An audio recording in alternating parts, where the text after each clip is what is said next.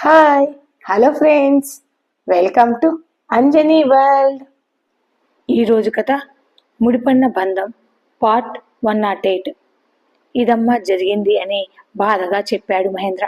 ఇందులో తప్పు ఎవరు చేశారో తెలియదు, కానీ నందన్, మున్నా, గౌతమ్ ముగ్గురు ఇప్పటికీ బాధపడుతున్నారమ్మా అని చెప్పి పక్కనే ఉన్న చైర్లో కూర్చుంటాడు మహేంద్ర.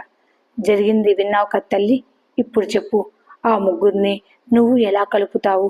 అసలు ఆ ముగ్గురు కలవడం కుదురుతుందంటావా తల్లి అని సౌమ్యను అడుగుతాడు మహేంద్ర. నాకు తెలిసి ఆ ముగ్గురు కలవరు. వాళ్ళు కలిస్తే నాకు చూడాలని ఉంది తల్లి అని అంటాడు మహేంద్ర. బోన తన మనసులో నాకు తెలియకుండా నా చుట్టూ ఇంత జరిగిందా అని బోన బాధగా తన గదిలోకి వెళ్ళిపోతుంది. ఇదంతా విన్న సౌమ్యకు తన మైండ్ అంతా గందరగోళంగా ఉండడంతో ఏం మాట్లాడాలో అర్థం కాక నెమ్మదిగా అక్కడి నుండి బయటకి వచ్చేసింది. కిచెన్లోకి వెళ్ళి ఫ్రిడ్జ్ ఓపెన్ చేసి అందులో ఉన్న కూల్ వాటర్ బాటిల్ని తీసుకుని ఆ వాటర్ బాటిల్ మొత్తం ఒక్కసారిగా ఎత్తి గటగట తాగేసింది సౌమ్య. అమ్మో, నా బుర్రంతా హీట్ ఎక్కిపోయింది. స్ట్రాంగ్గా ఒక కాఫీ అయినా తాగాల్సిందే అనుకుంటుంది సౌమ్య. తలకాయ నొప్పిగా ఉంది, కాఫీ తాగుదామని అప్పుడే అక్కడికి వచ్చింది భువన. భువన వైపు చూసిన సౌమ్య, మీకు తెలియకుండా నీ చుట్టూ ఒక పద్మవ్యూహాన్ని రచించారు. తెలివిగా హర్షవర్ధన్ సార్తో మీ పెళ్లి జరగకుండా ఆపారు. మీ అన్నయ్యలిద్దరూ హర్షవర్ధన్ సార్ ముగ్గురి స్నేహాన్ని భలే విడగొట్టారు. ఇదంతా ఎవరో కావాలనే పనిగట్టుకుని మరీ చేస్తున్నట్లు ఉంది. వాళ్ళెవరో, ఎందుకు ఇలా చేస్తున్నారో నేను తెలుసుకుంటాను వదినా. మీరు చాలా మంచివారు వదినా. మంచివారికి దేవుడు ఎప్పుడూ తోడుగా ఉంటాడు. మీరు జీవితాంతం సంతోషంగా ఆనందంగా జీవించాలి వదినా అని అనుకుంటుంది సౌమ్య. నందన్, గౌతమ్ ఇద్దరు ఆ రోజు ఆఫీస్ నుంచి త్వరగా ఇంటికి వచ్చేశారు. హాల్లోనే గాయత్రి, సుగుణ, సరోజ ముగ్గురు మాట్లాడుకుంటూ కూర్చొని ఉంటే నందన్, గౌతమ్ ఇద్దరు హాల్లోకి వచ్చి వాళ్ళకు ఎదురుగా సోఫాలో కూర్చుంటారు. ఆ ఇద్దరిని చూసిన సుగుణ ఆ ఇద్దరికి కాఫీలు తీసుకుని వద్దామని కిచెన్లోకి వెళ్తుంది. నందన్, గౌతమ్ గాయత్రిని పలకరించారు, కానీ గాయత్రి పక్కనే ఉన్న సరోజతో ఒక్క మాట కాదు కదా, తన వైపు కూడా చూడలేదు నందన్. నందన్ ప్రవర్తన సరోజకి బాధ కలిగించిన తన కొడుకే కదా అని మౌనంగా ఉంటుంది. నారాయణరావు, సుందరం ఇద్దరు అక్కడికి వచ్చారు. నందన్ వైపు, గౌతమ్ వైపు చూస్తూ, మేము ఇక్కడికి వచ్చి వారం పైనే అవుతోందండి. ఇక మేము ఊరు బయలుదేరుతాం బాబు అని అంటాడు నారాయణరావు. గౌతమ్ గాయత్రి వైపు చూసి, అదేంటండి, సహజకి 3 నెలల నిండేంత వరకు మీరు ఇక్కడే ఉండి మీ కూతుర్ని జాగ్రత్తగా చూసుకుంటారు అనుకున్నాను. అయినా అనంతపూర్లో మీకు పని ఏమీ లేదు కదా మావయ్య గారు అని అడుగుతాడు గౌతమ్. సుందరం చిన్నగా నవ్వుతూ, అన్నయ్య గారికి కాదులేండి, నాకు కూడా పని ఏమీ లేదు. 2 నెలల కిందటే మా ఫ్యాక్టరీని మూసేశారు. అయినా అల్లుడి ఇంట్లో ఇలా ఎన్నాళ్ళు ఊరికనే కూర్చొని తింటాము చెప్పండి అని అంటాడు సుందరం. గౌతమ్, నందన్ ఇద్దరు చిన్నగా నవ్వుతూ, మీరు చేస్తామంటే ఇక్కడ బోల్డంత పని ఉంది మావయ్య గారు అని అంటాడు గౌతమ్. 1 నెల రోజుల కిందటే నందన్ సోమి పేరు మీద 2 ఫ్యాక్టరీలను తీసుకున్నాడు. Cloth making factories. దూది నుండి క్లాత్ని తయారు చేయడం, పేపర్ నుండి, వేస్టేజ్ నుండి క్లాత్ని తయారు చేయడం చెప్పాడు గౌతమ్. బావగారండి, మా నాన్న కూడా క్లాత్ తయారు చేసే ఫ్యాక్టరీలోనే ఇప్పటిదాకా పనిచేశారండి. అంతేకాదు మా పెద్దనాన్న స్కూల్ టీచర్గా పనిచేస్తూ పార్ట్ టైం జాబ్ కూడా ఈ ఫ్యాక్టరీలోనే పనిచేసేవాడు. ఇందులో మా పెద్దనాన్నకు మా నాన్నకు మంచి ఎక్స్పీరియన్స్ ఉంది చెప్పాడు శ్రీనివాస్. అయితే మీరిద్దరూ ఆ ఫ్యాక్టరీలను చూసుకోండి మావయ్య గారు చెప్పాడు నందన్. ఆ 2 ఫ్యాక్టరీలను నేను ఫ్యూచర్లో శ్రీనివాస్, శేఖర్లకు ఇద్దరికీ ఇద్దామని తీసుకున్నానండి. ఆ మాటకు శ్రీనివాస్, శేఖర్, నారాయణరావు, గాయత్రి, సుందరం, అప్పుడే అక్కడికి వచ్చిన సహజ అందరూ ఆశ్చర్యపోయారు. కాబట్టి మీరు రేపటి నుంచి ఆ ఫ్యాక్టరీలకు వెళ్ళండి. ఆ 2 ఫ్యాక్టరీలలో మేనేజర్లుగా చేరి మీరిద్దరూ ఆ ఫ్యాక్టరీలను చూసుకోండి. మీకేమైనా తెలియకపోతే మా నాన్న మీకు అన్నీ వివరంగా చెప్తాడు. అటుపై ఆ 2 ఫ్యాక్టరీలకు సీఈఓగా మన గౌతమ్ మిమ్మల్ని చూసుకుంటూనే ఉంటాడు. అది కాదు నందన్ అని నారాయణరావు ఏదో చెప్పబోయే లోపే, అల్లుడి దగ్గర పనిచేయడం ఏంటి అని మొహమాట పడుతున్నారా? ప్రస్తుతానికి ఆ 2 ఫ్యాక్టరీలు మీ అమ్మాయి సోమి పేరు మీదే ఉన్నాయండి. కావాలంటే వాటిని శ్రీనివాస్, శేఖర్ల పేరు మీద షిఫ్ట్ చేస్తాను అని చెప్పాడు నందన్. అప్పుడు ఆ ఫ్యాక్టరీలు మీ సొంతం అవుతాయి కదా.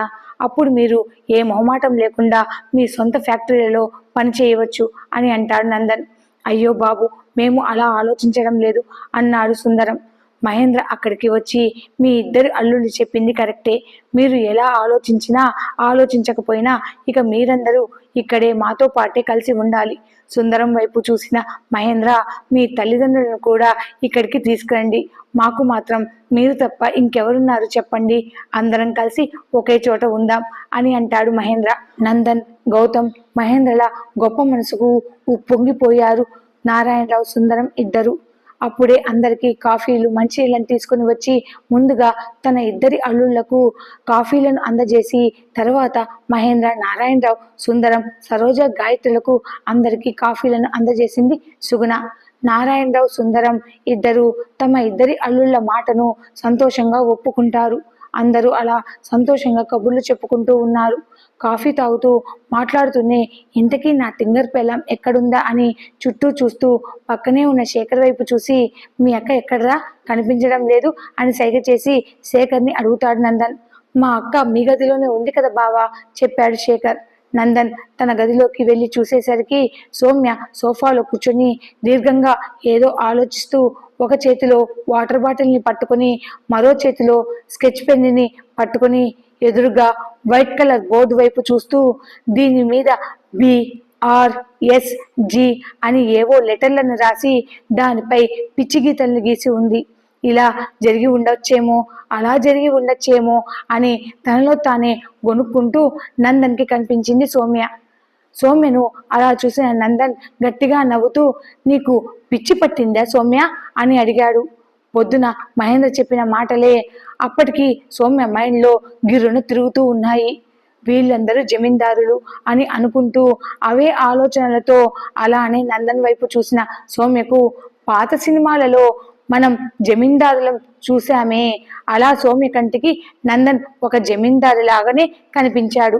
గుబురు మీసాలు, చేతిలో కత్తిని పట్టుకుని, నువ్వు ఒక బానిసవి, నేను జమీందార్ని అని అంటూ నందన్ తనను బెదిరిస్తున్నట్లు తన దగ్గరకు వస్తున్నట్లు కనిపించింది సౌమ్యకు. సౌమ్య తన చేతిలోని వాటర్ బాటిల్ని, మరో చేతిలోని స్కెచ్ పెన్ని రెండింటిని కింద పడేసి అమాంతంగా పైకి లేచి తన కళ్ళను నోటిని రెండింటిని పెద్దవి చేసి నందన్ వైపు భయంగా చూసింది. నందన్ సౌమ్యను పలకరిద్దామని సౌమ్య దగ్గరికి వస్తున్నా సౌమ్య భయంగా వెనక్కి అడుగులు వేస్తూ వచ్చింది. నందన్ తన చేతిలోని ల్యాప్టాప్ బ్యాగ్ని టేబుల్ మీద పెడుతూ, ఏంటే నీ కళ్ళను అలా పెద్దవి చేసి నా వైపు అలా చూస్తున్నావు, నీ కంటికి నేను రాక్షసుల్లా కనపడుతున్నానా ఏంటి, అలా నాకు దూరంగా జరుగుతున్నావు అని అంటూ సౌమ్య దగ్గరికి వస్తున్నాడు. నీకు ఒంట్లో అంతా బాగానే ఉంది కదా అని సౌమ్యను ముట్టుకోబోయాడు నందన్. సౌమ్య చిన్నపిల్లలా భయపడి పరుగున ఆ గది నుండి బయటకు వచ్చేసింది. ఏదో రాక్షసుని చూసినట్లు ఎందుకలా భయపడి పారిపోయింది ఇది, దీనికి నిజంగానే పిచ్చిగాని పట్టిందా అని అనుకుంటూ నందన్ ఫ్రెష్ అవ్వడానికి బాత్రూంలోకి వెళ్తాడు. నందన్, గౌతమ్ ఇద్దరు ఫ్రెష్ అయ్యి తమ గదిలో నుండి బయటకు రావడంతో శేఖర్, శ్రీనివాస్ ఇద్దరు పైనుండి కింద సోఫాలో సౌమ్యను, బోనను ఇద్దరిని గమనిస్తున్నారు. కింద సోఫాలో సౌమ్య, బోన ఇద్దరు ఎదురెదురుగా కూర్చుని పొద్దున మహేంద్ర చెప్పిన విషయం గురించి ఇద్దరు ఆలోచిస్తున్నారు. ఇదంతా ఎవరు చేసి ఉంటారా అని సౌమ్య ఆలోచిస్తూ ఉంటే సౌమ్యకు ఎదురుగా కూర్చుని ఉన్న బోన, నందన్, గౌతమ్ అన్నయ్య, మున్నా ముగ్గురు తన వల్లే విడిపోయారని మున్నా గురించి బాధపడుతూ ఆ విషయం గురించి ఆలోచిస్తూ ముభావంగా కూర్చుని ఉంటుంది బోన. వీళ్ళిద్దరికీ మరొక పక్క సహజ ఆరెంజెస్, గ్రేప్స్ అని ఒక పండు కాదు అన్ని పండ్లను ముందర పెట్టుకొని ఆ ఇద్దరి వైపు చూస్తూ తింటూ ఉంది సహజ. శేఖర్, శ్రీనివాసులతో పాటు నందన్, గౌతమ్ వాళ్ళ పక్కకు చేరి, ఇక్కడ నిలబడి మీ ఇద్దరు కిందకు ఏం చూస్తున్నారా అని అడుగుతారు. శేఖర్ నందన్ పక్కకు వచ్చి, మధ్యాహ్నం నుంచి మా సౌమ్యక్కను, మూల వదినని ఇద్దరిని గమనిస్తున్నాను బావా, ఇద్దరు ఏదో విషయం గురించి తీవ్రంగా ఆలోచిస్తున్నారు, అది ఏం ఆలోచిస్తున్నారో నాకు అర్థం కావడం లేదు బావా అని అంటాడు శేఖర్. మరోపక్క మా సహజ అక్క, గౌతమ్ బావ తనని బాగా తినమని చెప్పాడని తినడమే తన ధ్యేయంగా పెట్టుకుని తింటూనే ఉంది అంటాడు శేఖర్. వెంటనే శేఖర్ నెత్తి మీద శ్రీనివాస్ ఒకటి పీకాడు.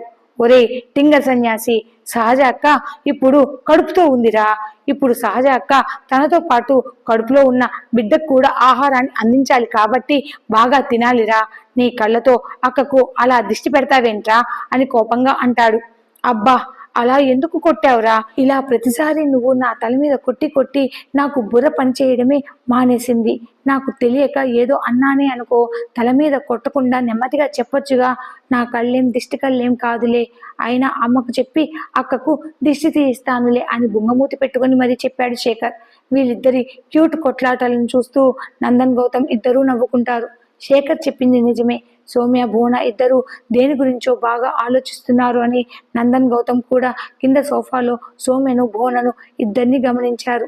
రాత్రి డిన్నర్ చేసేటప్పుడు కూడా సౌమ్య భువనలు ఇద్దరు ముభావంగానే ఏదో ఆలోచనలో ఉంటూ భోజనం చేయడం నందన్ గౌతమ్ ఇద్దరు గమనించారు. రాత్రి పడుకోవడానికి గదిలోకి వచ్చిన సౌమ్యకి గదిలో నందన్ ఎక్కడా కనిపించలేదు. అమ్మయ్య, ఈ రాక్షసుడు గదిలో లేడులే అని గబగబా బెడ్ మీద ఉన్న దిండు దుప్పటిని తీసుకుని సోఫాలో దిండు వేసుకుని దుప్పటిని నిండుగా కప్పుకొని భయంగా పడుకుంటుంది సౌమ్య. బాత్రూంలో నుండి వచ్చిన నందన్ సౌమ్యను అలా పడుకోవడం చూసి, మళ్ళీ సోఫాలో పడుకోవడం అలవాటు చేసుకుంటున్నావా ఏంటి, వచ్చి బెడ్ మీద పడుకో అని చెప్పాడు. దుప్పటిని కూడా తీయకుండా, నాకు ఈరోజు బాగా తలనొప్పిగా ఉంది, ఈ రోజుకి నేను సోఫాలోనే పడుకుంటాను అని చెప్పింది సౌమ్య. ప్రతిరోజు మన మధ్య ఏదో జరుగుతున్నట్లుగా నాకు ఈరోజు బాగా తలనొప్పిగా ఉంది, కుదరదు అని బిల్డప్ ఇస్తావేంటే? నేను నిన్నేమి చెయ్యనులే, వచ్చి బెడ్ మీద పడుకో. అయినా తల ఉండే వాళ్ళకి కదా తలకాయ నొప్పి వచ్చేది, నీలాంటి వాళ్ళకు కాదులే. వచ్చి నోరు మూసుకొని బెడ్ మీద పడుకో, లేదంటే నేనే నీ దగ్గరికి రావాల్సి వస్తుంది అని అంటాడు నందన్. సౌమ్య తన తలని కొట్టుకుంటూ, చెబితే వినడుగా ఈ నా మొగుడు అని అనుకుంటూ అలానే దుప్పటిని తనపై కప్పుకొని బెడ్ మీదకి రాబోతూ కళ్ళు కనిపించక తన కాలికి దుప్పటిని తట్టుకొని కింద పడుతుంది సౌమ్య. నందన్ సౌమ్య దగ్గరికి వెళ్ళి సౌమ్యను పైకి లేపి తన మీద నుండి దుప్పటిని లాగేశాడు. జుట్టంతా చెరిగి ఒక దెయ్యంలా కనిపించింది సౌమ్య. ఒసే తింగర్దానా, ఈరోజు నీకేమైందే? తింగర్ పనులన్నీ చేస్తున్నావు. ఈ దుప్పటిని అలా మీద వేసుకొని నడుస్తూ వస్తే కళ్ళు కనిపిస్తాయేంటే? సౌమ్య వైపు కోపంగా చూస్తూ, ఈ రోజు ఎందుకే చిన్నపిల్లలా బిహేవ్ చేస్తున్నావు అని అంటాడు నందన్. సౌమ్య భయంగా నందన్ వైపు చూసి ఏం మాట్లాడకుండా నందన్కి దూరం జరుగుతూ నెమ్మదిగా వెళ్ళి బెడ్ మీద పడుకుంటుంది. ఏమైంది దీనికి ఈరోజు? నేను ఎన్ని అన్నా ఏం మాట్లాడకుండా సైలెంట్గా అలా వెళ్ళి పడుకుంది అని ఎదురుగా ఉన్న బోర్డు వైపు చూస్తూ అనుకుంటాడు నందన్. తెల్లవారింది. పొద్దున్నే నిద్రలేచిన సౌమ్య తనని తాను నందన్ గుండెల మీద చూసుకుని, నిన్న రాత్రి నేను ఆ చివర కదా పడుకుంది, ఈయన గారి గుండెలపైకి ఎలా చేరాను అని నెమ్మదిగా పైకి లేవబోయింది సౌమ్య. తన తల వెంట్రుకలు నందన్ షర్ట్ బటన్కి చుట్టుకోగా ఇస్ అని అంటూ నందన్కి ఎక్కడ డిస్టర్బెన్స్ కలగకుండా నెమ్మదిగా ఆ తల వెంట్రుకలను ఒక్కొక్కటిగా షర్ట్ బటన్ నుంచి వేరు చేస్తూ, నందన్ నిద్రపోతుంటే చూడడానికి చాలా క్యూట్గా ఉంటాడు కదా, మరెందుకు ఈయన జమీందార్ అన్న విషయం తెలిసినప్పటి నుంచి నాలో తెలియని భయం మొదలైంది. అమ్మో, ఈయన గారు నిద్రలేచేలోపే నేను ఫ్రెష్ అయ్యి కిందికి వెళ్ళిపోవాలి. ఈరోజు నేను హర్షవర్ధన్ సార్ని కలిసి తీరాలి. అసలు నిజమేంటో నేను సార్ని అడిగి తెలుసుకోవాలి అని అనుకుంటూ తాను ఫ్రెష్ అవ్వడానికి బాత్రూంలోకి వెళ్తుంది సౌమ్య.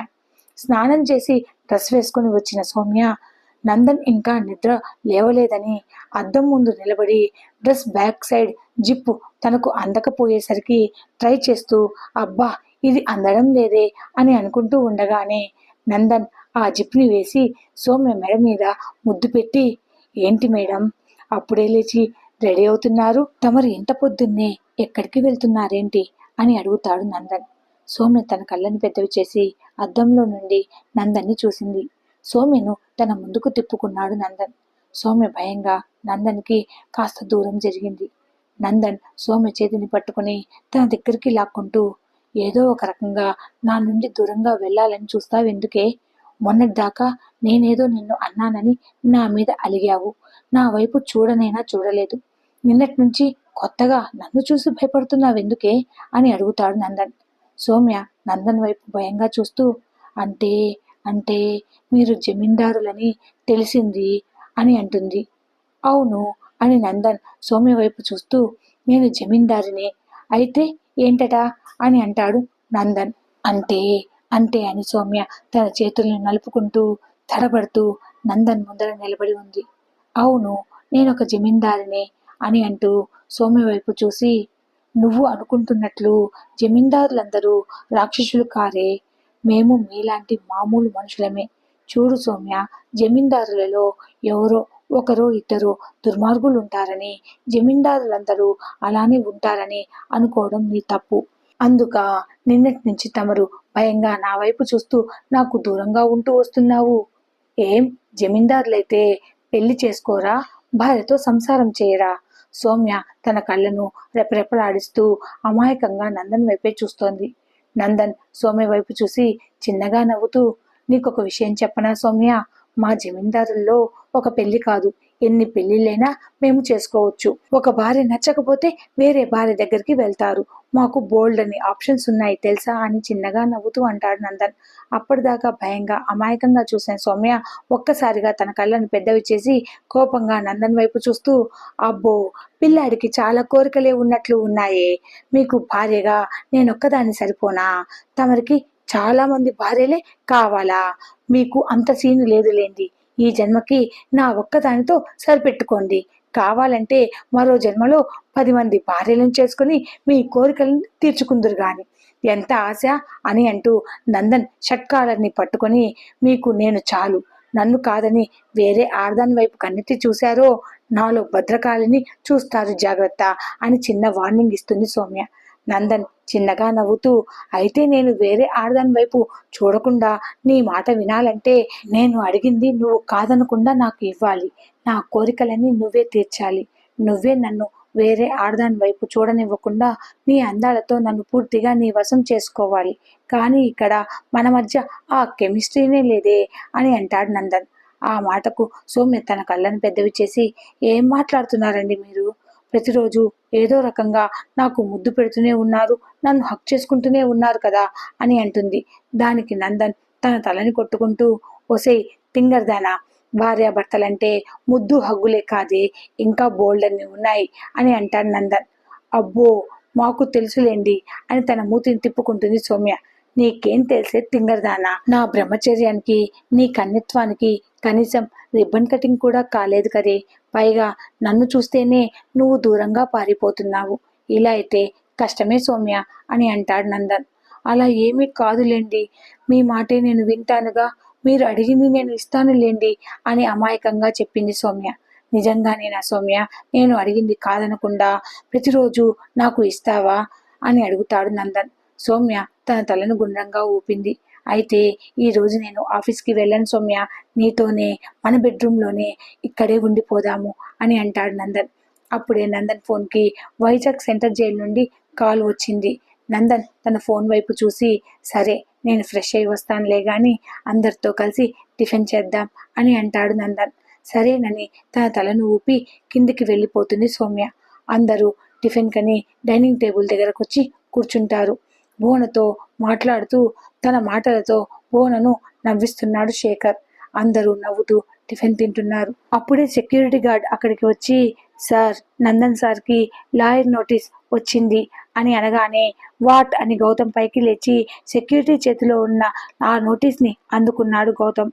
లాయర్ నోటీసా అని అందరూ ఆశ్చర్యపోయారు. లాయర్ నోటీస్ ఏంటి, ఎవరు ఎందుకు పంపించారు అని కంగారుగా అడుగుతాడు మహేంద్ర. గౌతమ్ సీరియస్గా ఆ నోటీస్ని ఓపెన్ చేసి ఆ పేపర్లను చదువుతున్నాడు. ఏమైంది అని గంభీరంగా అడిగాడు నందన్. రవి నీ మీద లాయర్ నోటీస్ పంపించాడు మామ అని ఆ పేపర్లను నందన్కి అందిస్తూ చెప్పాడు గౌతమ్. ఆ మాటకి ఆశ్చర్యంగా గౌతమ్ వైపు చూసింది భువన. ఇక్కడ హోటల్లో పార్వతి ఆరెంజ్ జ్యూస్ తాగుతూ ఈ పాటికి మనం పంపించిన ఆ లాయర్ నోటీస్ వాళ్ళకి చేరి ఉంటుందా అని ఎదురుగా కూర్చుని ఉన్న రవిని అడుగుతుంది. ఎప్పుడో చదవడం కూడా కంప్లీట్ అయి ఉంటుంది. నేను పంపించిన నోటీస్కి ఆ నందన్ గారికి తల తిరిగి ఉంటుంది. లేదంటే నన్నే కొట్టి ఆ ఇంటి నుండి బయటకు నెట్టేస్తాడా? వాడికి ఎంత ధైర్యం! ఇప్పుడు నేనంటే ఏంటో వాడికి బాగా తెలిసొస్తుంది అని గట్టిగా నవ్వుతూ, అమ్మా నా చెయ్యి అని తన చేతుల వైపు చూసుకుంటూ నా 2 చేతులను విరగ్గొట్టాడు. తినడం కూడా ఎంత కష్టంగా ఉందో తెలుసా పిన్ని అని ఏడుస్తూ అంటాడు రవి. ఏడవకు, మగవాళ్ళు ఏడుస్తే దరిద్రంగా ఉంటుంది అని అంటుంది పార్వతి. ఈ స్టోరీ అప్డేట్ కనుక మీకు నచ్చినట్లయితే please like, share and subscribe and hype my channel. పక్కనే ఉన్న హైప్ బటన్ని ప్రెస్ చేసి నా స్టోరీకి మీ సపోర్ట్ని అందించగలరు. అలానే నా స్టోరీని లైక్ చేసి నా ఛానల్ని కొంచెం సబ్స్క్రైబ్ చేసుకోండి ప్లీజ్. Thanks for watching.